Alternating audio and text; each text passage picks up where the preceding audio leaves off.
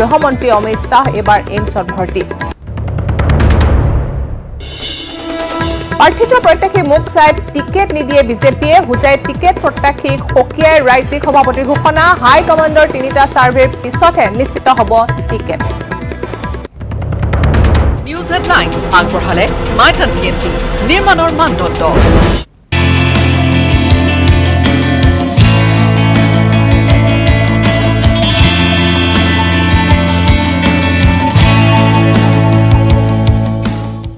নমস্কাৰ দিনটোৰ শিৰোনামৰ সৈতে ষ্টুডিঅ'ত মই প্ৰিয়ংকা সমাগত 2021 চনৰ বিধানসভা নিৰ্বাচন আগন্তুক বিধানসভা নিৰ্বাচনৰ বাবে ককালত টঙালি বান্ধিছে বিৰোধী কংগ্ৰেছ দলে কংগ্ৰেছৰ 25 গৰাকী মহিলা প্ৰাৰ্থিত্ব প্ৰত্যাশীৰ এখন তালিকা আহি পৰিছে নিউজ 18ৰ হাতত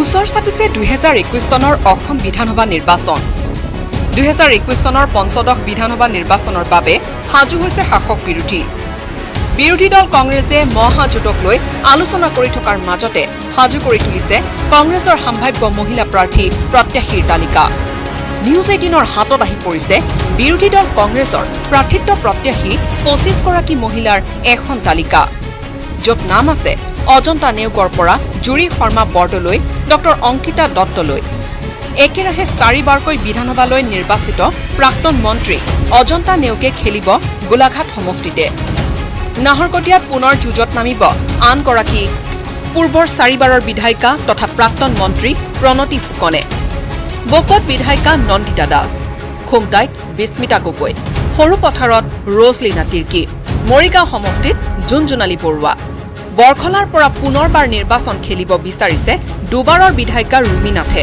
বিগত 2016 চনৰ বিধানসভা নিৰ্বাচনত পশ্চিম গুৱাহাটী সমষ্টিত জাতীয় কংগ্ৰেছ দলৰ প্ৰাৰ্থী হিচাপে অৱতীৰ্ণ হোৱা জুৰি শৰ্মা বৰদলৈ এইবাৰো সাজু হৈছে নিৰ্বাচনৰ বাবে 2021 নিৰ্বাচনৰ কথা আহি পৰাৰ লগে লগে আমি খুবেই কনফিডেন্ট আমি খুবেই আত্মবিশ্বাসী কংগ্ৰেছ পাৰ্টি হিচাপে মোৰ সমষ্টি বুলি ক'লে মই পশ্চিম গুৱাহাটীৰ পৰা যোৱাবাৰো প্ৰাৰ্থিত্ব কৰিছিলোঁ আগবঢ়াইছিলোঁ আৰু এইবাৰো নিশ্চয় প্ৰাৰ্থিত্বটো আগবঢ়াবলৈ চেষ্টা কৰিম নিশ্চয় 21ত এবাৰ সমষ্টিটো ঘূৰাই আনিবলৈ চেষ্টা কৰিম এই 4.5 বছৰে মই যোনটো কংগ্ৰেছৰ হৈ লাগি আছোঁ আমাৰ পশ্চিম গুৱাহাটীত মই নিজে দেখিছোঁ যে আমাৰ সংগঠনটো আকৌ খুব ভালকৈ সক্ৰিয় হৈ উঠিছে এইগৰাকী হ'ল প্ৰয়াত অঞ্জন দত্তৰ জীয়ৰী ডক্টৰ অংকিতা দত্ত 2016 চনৰ নিৰ্বাচনত মাত্ৰ 1620টা ভোটত পৰাজিত অংকিতা দত্ত আছে এইবাৰ ফ্ৰণ্ট ফুটত এবাৰ আমাৰ ভাল হ'ব যেহেতু আমি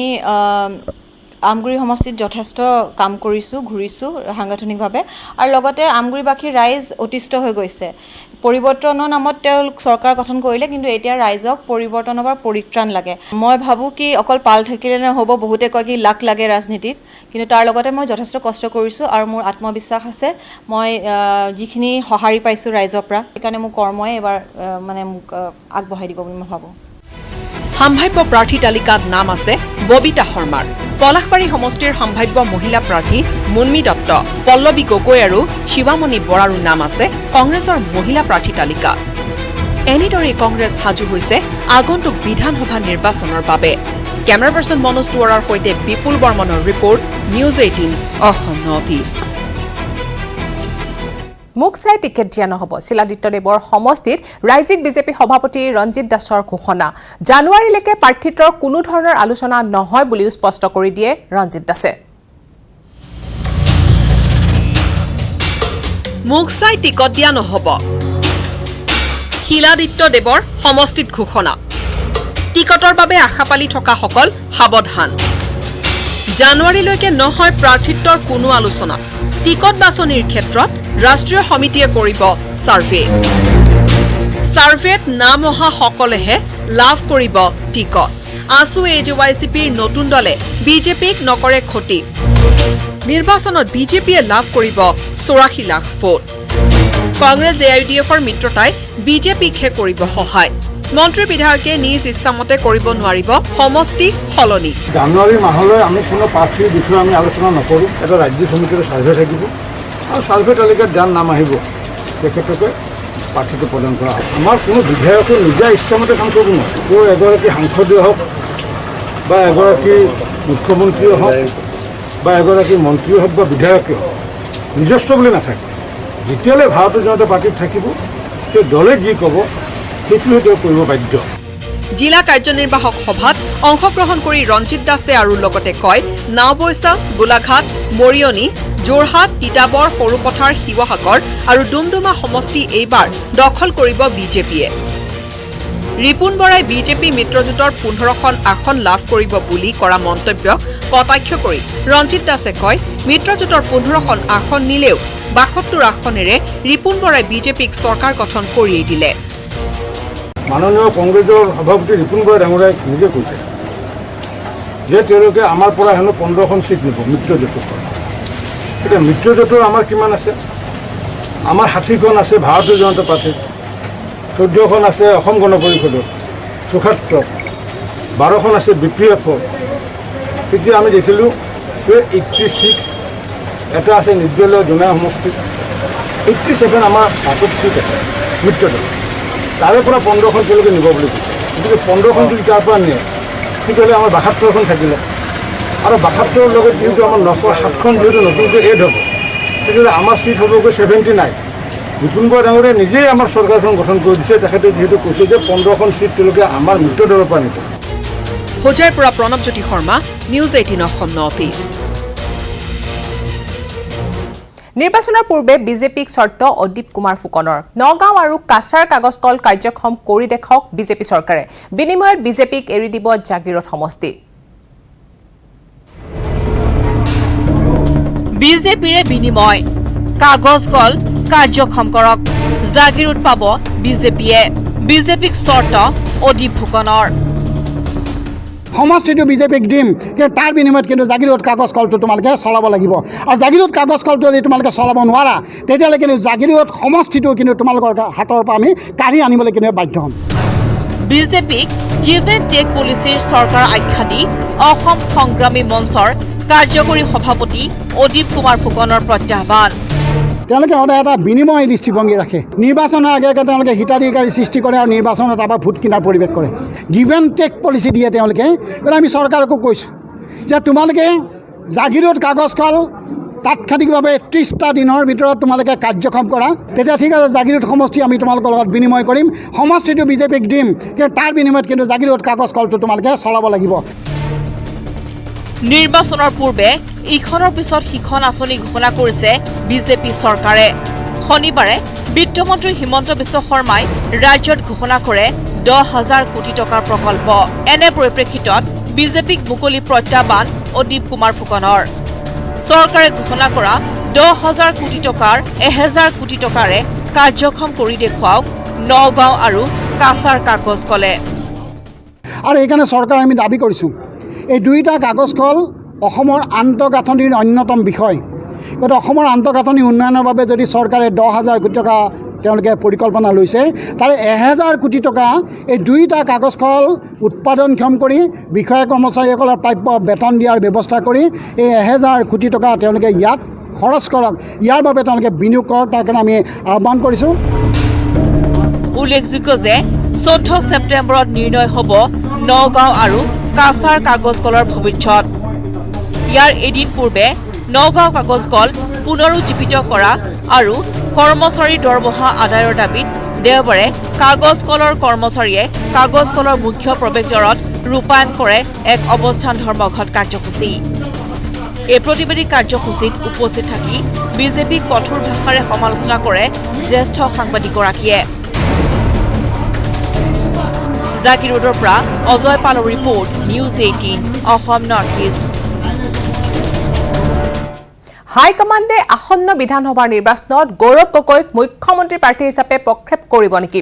এই সন্দৰ্ভত সম্প্ৰচাৰিত বাতৰিক লৈ প্ৰদেশ কংগ্ৰেছত এতিয়া তুমুল মতানৈক্যৰ সূচনা হৈছে। যুৱচাম আৰু জ্যেষ্ঠ চামৰ মাজত আৰম্ভ হৈছে ইয়াক লৈ বাক বিতণ্ডৰ। দিল্লী এৰি আহি আছে নেকি গৌৰৱ গগৈ? হাইকমাণ্ডে কি দায়িত্ব দিব গৌৰৱক? নিউজ 18ত ইতিমধ্যে এই বাতৰি বিগত 7 ছেপ্টেম্বৰত সম্প্ৰচাৰিত হৈ গৈছে। এই বাতৰি সম্প্ৰচাৰ হোৱাৰ পিছতে প্ৰদেশ কংগ্ৰেছৰ ভিতৰ চৰাত হাহাকাৰৰ সূচনা হৈছে। কিয়নো অসমতে থাকি ৰাজনীতি কৰা বহু বাঘা বাঘা কংগ্ৰেছীয়ে নিজকে মুখ্যমন্ত্ৰী প্ৰাৰ্থী হিচাপে ভাবি আছে। এনে সময়ত লোকসভাৰ সাংসদ তথা শেহতীয়াকৈ হাইকমাণ্ডে বিৰোধীৰ উপদলপতি হিচাপে নিযুক্তি দিয়া গৌৰৱ গগৈক মুখ্যমন্ত্ৰী হিচাপে প্ৰক্ষেপ কৰিলে বাকীসকলৰ বাট বন্ধ হোৱাটো নিশ্চিত। এই সন্দৰ্ভত প্ৰাক্তন মুখ্যমন্ত্ৰী হিতেশ্বৰ শইকীয়াৰ পুত্ৰ তথা বিৰোধী দলপতি দেৱব্ৰত শইকীয়াই কৈছিল, এয়া গছত কঁঠাল উঠত তেলৰ লেখীয়া। প্ৰথমে সংখ্যাগৰিষ্ঠতা, পিছত সিদ্ধান্ত। এতিয়া এইবিলাক বহুত মানে অসমীয়াত যিটো আছে গছত কঁঠাল উঠত তেল, এনেকুৱা ধৰণৰ কাম আমি কোনেও নকৰোঁ বৰ্তমান সময়ত, মোৰ দৃঢ় বিশ্বাস।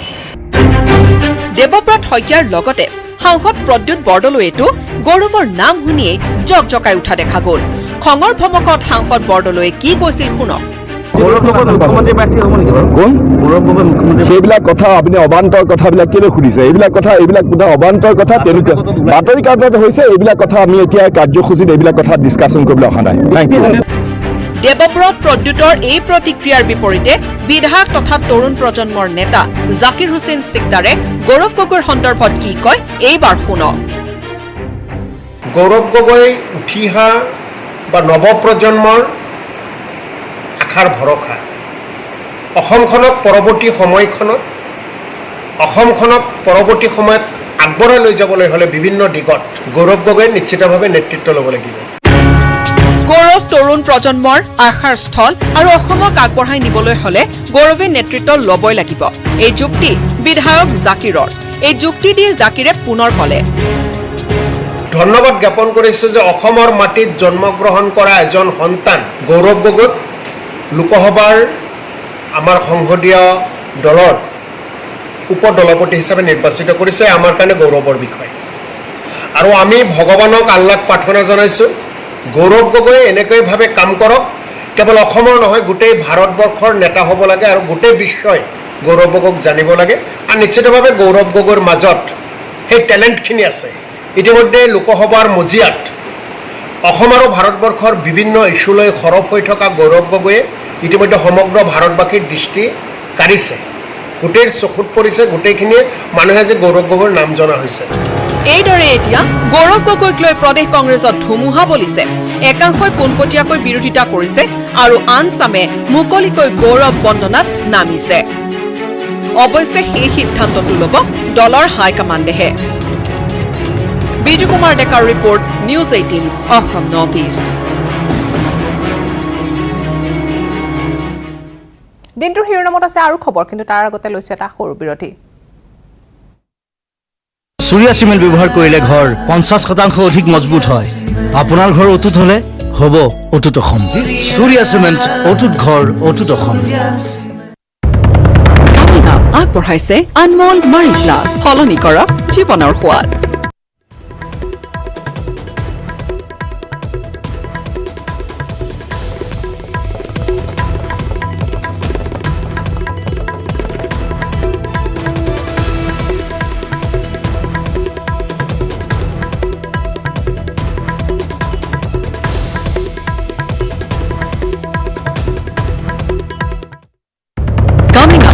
আগবঢ়ালে আনমোল মাৰি প্লাছ, সলনি কৰক জীৱনৰ সোৱাদ।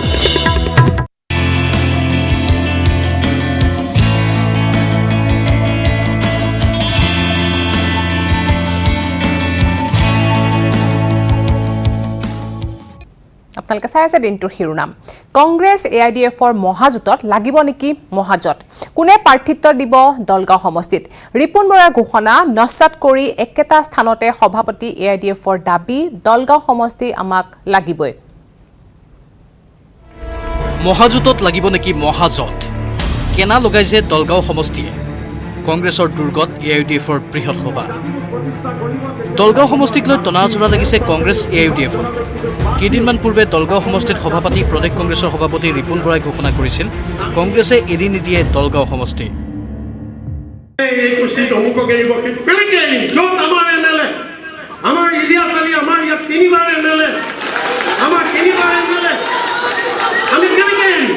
কিন্তু এয়া কি? এইবাৰ একেটা স্থানতেই সভাপতি উদাত্ত কণ্ঠৰে ৰিপুণ বৰাৰ ঘোষণা নস্যাৎ কৰিলে AIDFৰ সাধাৰণ সম্পাদক ডক্টৰ হাফিজ ৰফিকুল ইছলামে।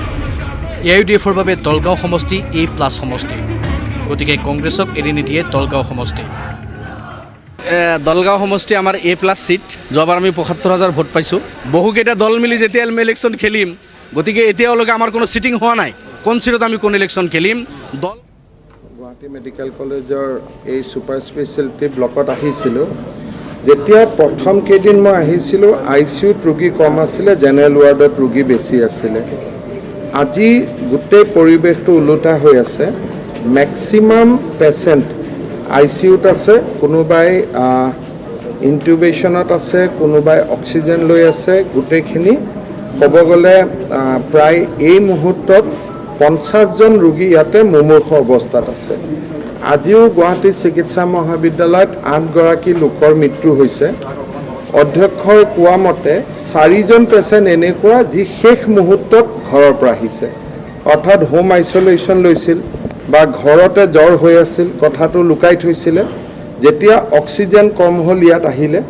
আহাৰ 1 ঘণ্টাৰ পৰা 1.5 ঘণ্টাৰ ভিতৰত তেওঁলোক মৃত্যুমুখত পৰিলে সেইকাৰণে মই এটা অনুৰোধ কৰিম যে যিসকল হোম আইচলেশ্যনত আছে বা যিসকলৰ ঘৰত জ্বৰ হৈ আছে তেওঁলোকে যেন অনুগ্ৰহ কৰি সময়টো নষ্ট নকৰে তেওঁলোক মেডিকেল কলেজলৈকে চিধা আহে বা যিকোনো হস্পিটেলত চিধা আহে কাৰণ পৰিৱেশটো মোৰ ফেচবুক পেজত এতিয়া আপোনালোকে দেখিলেও গম পাব পৰিৱেশটো অত্যন্ত দুখ আৰু বেদনাদায়ক স্যাৰ এইকেইদিনত দেখিবলৈ পোৱা গৈছে মৃত্যুৰ সংখ্যাটো কিছু বাঢ়িছে গতিকে পৰিৱেশটো আৰু ভয়ংকৰ হ'ব পাৰে মৃত্যুৰ সংখ্যা এই কাৰণে বাঢ়িছে প্ৰথম অৱস্থাত আমি কাকো হোম আইচলেশ্যন দিয়া নাছিলোঁ আমি হস্পিটেলত ৰাখিছিলোঁ গতিকে কাৰোবাৰ অক্সিজেন ফল হৈছে লগে লগে আমি তেওঁলোকক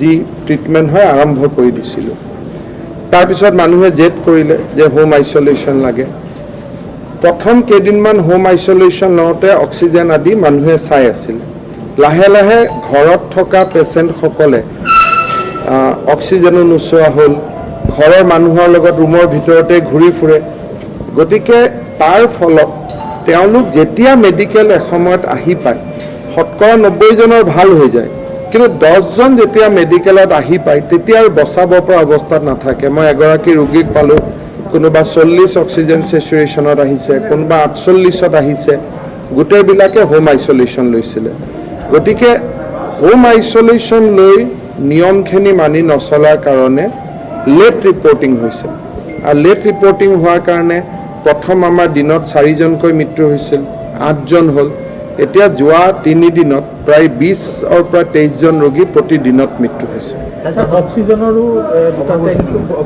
আমাৰ ইয়াতে মই যি ধৰণে কৈছিলোঁ যে অক্সিজেনৰ নাটনি হোৱাৰ সম্ভাৱনা আছে তাৰ প্ৰতি লক্ষ্য ৰাখি আমি 2টা ক্ৰায়জেনিক অক্সিজেন চিলিণ্ডাৰ আমি ইয়াত বহুৱাইছোঁ যোনে অন্তত 7 দিনৰ কাৰণে ইয়াত অক্সিজেন ষ্ট'ৰ কৰি ৰাখিব পাৰিব আমাৰ মেডিকেল কলেজখনত যিমান অক্সিজেনৰ প্ৰয়োজন প্ৰায় 200 মেট্ৰিক টন অক্সিজেন আমি ইয়াতে ষ্ট'ৰ কৰিব পাৰিম আজি আমি 2টা অক্সিজেন টেংক লগোৱা হৈ গ'ল আজি ট্ৰায়েল ভিত্তিত আমাৰ অক্সিজেন দিয়া হৈছে আৰু যদি ভালে ভালে ট্ৰায়েলটো ছাকচেছ হৈ যায় অহা 2-3 দিনৰ পৰা আমি অক্সিজেন ক্ৰায়জেনিক ল'ব পাৰিম তেতিয়া চিলিণ্ডাৰ লগাব নালাগে ডাইৰেক্টলি টেংকিৰ পৰা পাইপলৈকে আহি যাব আৰু আমাৰ অন্তত মেডিকেল কলেজত 7 দিনৰ অক্সিজেন ষ্ট'ৰ হৈ থাকিব গতিকে অক্সিজেনৰ নাটনি হ'লেও 7 দিনত আমি বাহিৰৰ পৰা আনিব পাৰিম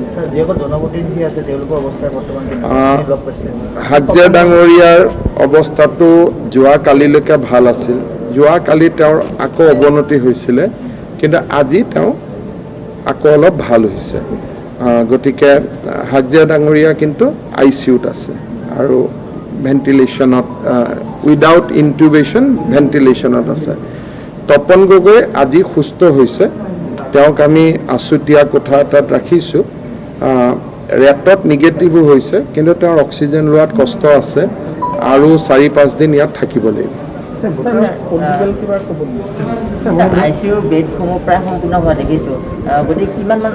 আমি যোৱাকালি আপোনালোকে দেখিব আমি এটা যোৱাকালি আমি এখন মিটিং কৰিছিলোঁ তাত আমি কিছু প্লেনিং লৈছোঁ অহাকালি মানে মই দি দিম মোৰ ছ'চিয়েল মিডিয়াত আপোনালোকে দেখিব আমি কাহিলীপাৰাত এটা কালাপাহাৰত ICU এটা বনাই আছোঁ অক্টোবৰত ICUৰ নাটনি হ'ব বুলি মোৰ এটা মনত সন্দেহ হৈ আছে যে দুৰ্গা পূজা আহিব মানুহ উৎসৱ মুখৰ হ'ব কেছ বাঢ়িব তাৰপিছত আমি গুৱাহাটীৰ আয়ুৰ্বেদিক হস্পিটেলত এটা ICU আমি বনাই আছোঁ আৰু কামৰূপ জিলাৰ ৰঙিয়া আৰু শিঙিমাৰী হস্পিটেলতো আমি ICU বনাই আছোঁ আৰু এই গোটেইকেইটা ICU মেডিকেল কলেজৰ পৰাই চলিব অৰ্থাৎ মেডিকেল কলেজৰ মানুহে গৈ ICU কেইটা পৰ্যবেক্ষণ কৰিব অহাকালি আমাৰ ইয়াত এটা নিয়োগৰ এখন সভা আছে য'ত আমি প্ৰায় 200 ICU টেকনিচিয়ান নিযুক্তি কৰিম যাতে নতুন ICUবোৰ আমি চলাব পাৰোঁ আৰু অহাকালি আপোনালোক আহিলে গমেই পাব যে অহাকালি আমি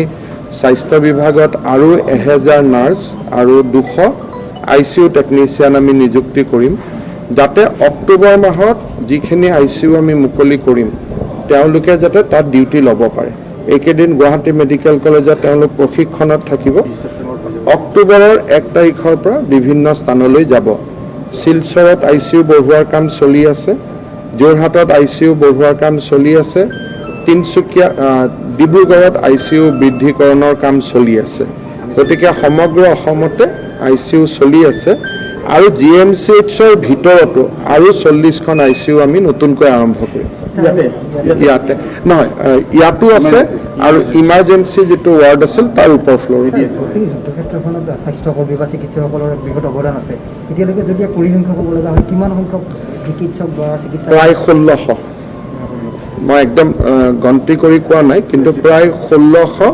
গুৱাহাটী মেডিকেল কলেজতে 500 স্বাস্থ্য কৰ্মী ডক্টৰৰ পৰা ক্লিনিং ষ্টাফলৈকে 500 কৰ্মী এতিয়ালৈকে কৰোনা ৰোগত আক্ৰান্ত হৈছে মই ওপৰত এতিয়া পাই আহিলোঁ মঙলদৈৰ গাইনকলজিষ্ট নলবাৰীৰ গাইনকলজিষ্ট মেডিচিনৰ ডক্টৰ কেইবাজনো আমাৰ জিলা হস্পিটেলৰ ডক্টৰো বৰ্তমান ইয়াত চিকিৎসাধীন হৈ আছে আক্ৰান্ত তালিকাত শিশু যথেষ্ট শিশুৰ যথেষ্ট নহয় শিশুক অলপ ইনফেকশ্যন কম হয় কিন্তু কোনোবা শিশু যদি ইমিউনো কম্প্ৰমাইজ থাকে ধৰক আগতে হাৰ্টৰ অপাৰেশ্যন হৈ গৈছে কিডনিৰ প্ৰব্লেম আছে লিভাৰৰ প্ৰব্লেম আছে সেইসকল শিশুৰ অসুবিধা হয় যাৰ ইমিউন ৰেছপন্সটো কম আছে এতিয়া মই এইমাত্ৰ পাৰিলোঁ বৰ্ণিল ৰয় বুলি শিশু এগৰাকী ওপৰত ট্ৰিটমেণ্টত আছে 7 বছৰ হৈছে মাকৰ ক'ভিড হোৱা নাই মাক লগতে আছে আৰু কষ্টত আছিল ICUত আছিলে এতিয়া অলপ সুস্থ হৈ ICUৰ পৰা নৰ্মেল ৱাৰ্ডত আহিছে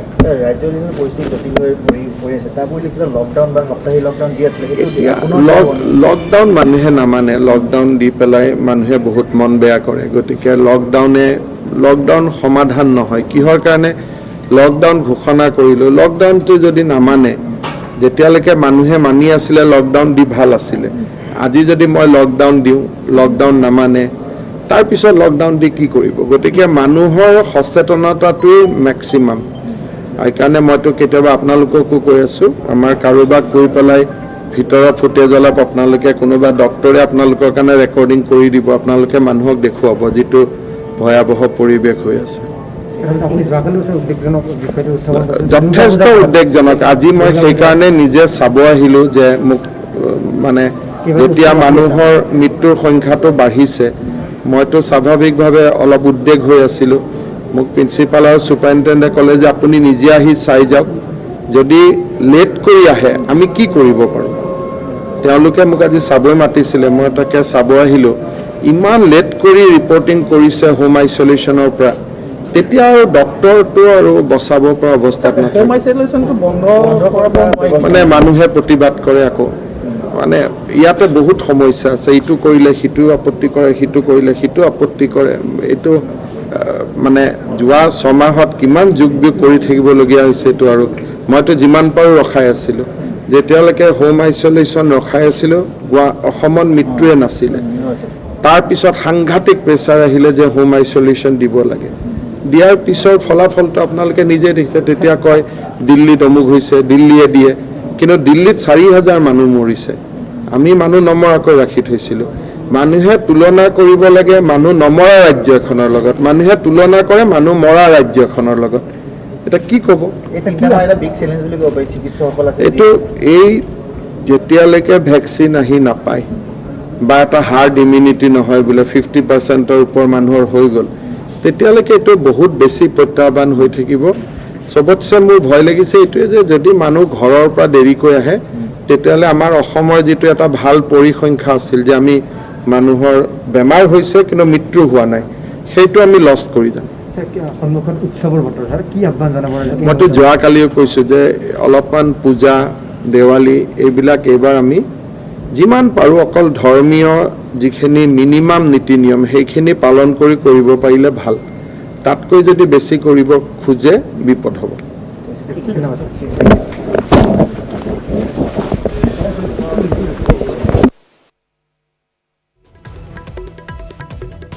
এয়া আছিল GMCHৰ পৰা স্বাস্থ্যমন্ত্ৰী doctor Himanta Biswa Sarma PPE kit পিন্ধি GMCH পৰিদৰ্শন কৰে আজি হিমন্ত বিশ্ব শৰ্মাই কৰোনা ৰোগীৰেও বাৰ্তালাপ কৰে মন্ত্ৰীগৰাকীয়ে GMCHৰ পৰিস্থিতি বুজ লোৱাৰ পাছত সাংবাদিকৰে মুখামুখি হৈছিল এনেদৰে হিমন্ত বিশ্ব শৰ্মাই এই দৃশ্য আপোনালোকে দেখিছে PPE কিট পিন্ধি হস্পিটেল পৰিদৰ্শন কৰিছে মন্ত্ৰী হিমন্ত বিশ্ব শৰ্মাই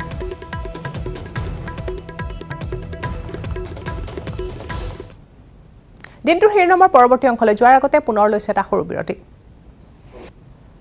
চুৰিয়া চিমেণ্ট ব্যৱহাৰ কৰিলে ঘৰ 50% অধিক মজবুত হয় আপোনাৰ ঘৰ অটুট হ'লে হ'ব অটুট অসম চুৰিয়া চিমেণ্ট অটুট ঘৰ অটুট অসম